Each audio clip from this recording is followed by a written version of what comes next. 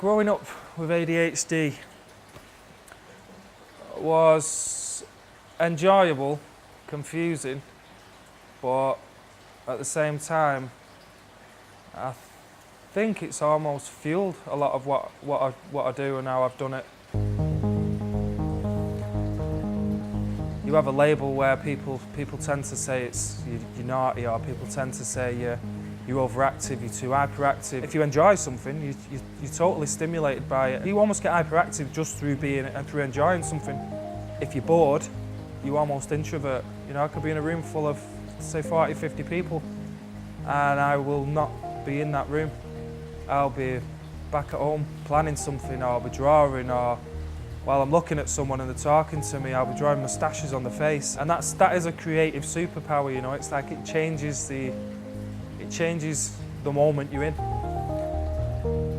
When I was younger, I was always told certain things like you're crazy, you're not with it, you're a cuckoo, you know, you're mental. When you're told you're not the same as everyone else and everyone's telling you're crazy, to fit into them peer groups and what people are telling you, you actually act out what people are telling you.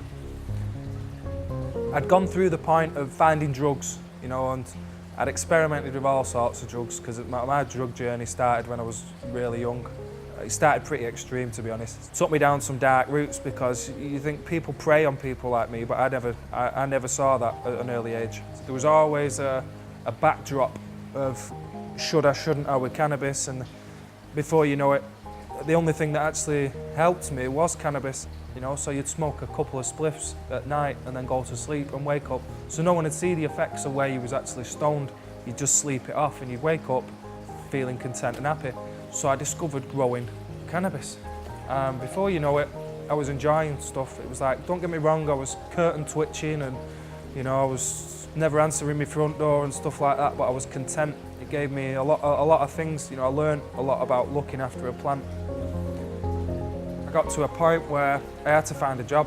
Since I've left school, I must have literally had about between 250 and 280 jobs.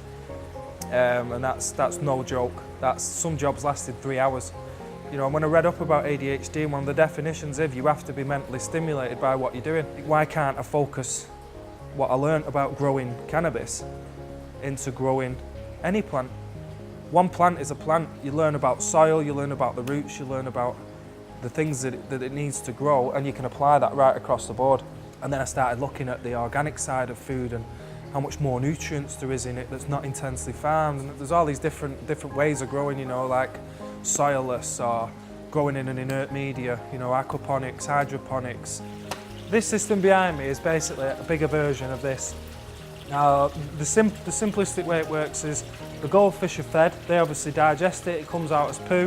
The poo is mixed with the water. That increases plant food, i.e. nitrates and broken down minerals, and that's then pumped up through this bed, which then will fill up to a certain level, and once it reaches a certain level, it will then dump the water back into the tank below.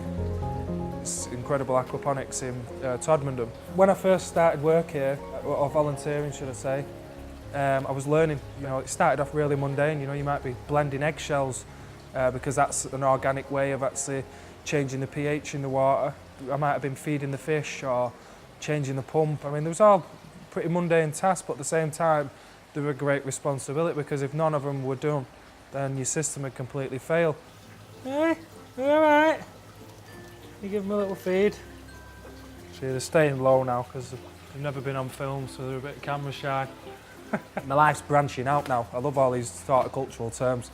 And what it's made me do is it's made me look at all the different aspects in growing. It's like everywhere I look is surrounded by plants all the time.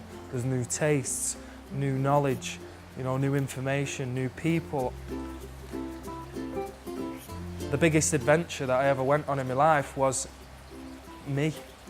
It was like I discovered what I was about. I've learned from an early age, don't think inside the box.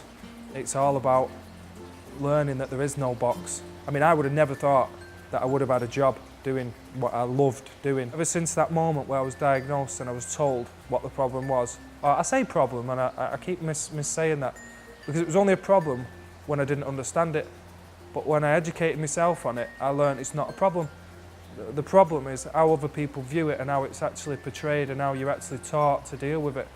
And I think there's only one way to deal with ADHD, and that's chase happiness. You know, if you can find happiness, or you can find a part of your life that you're happy with, spend more time in that part of your garden of life.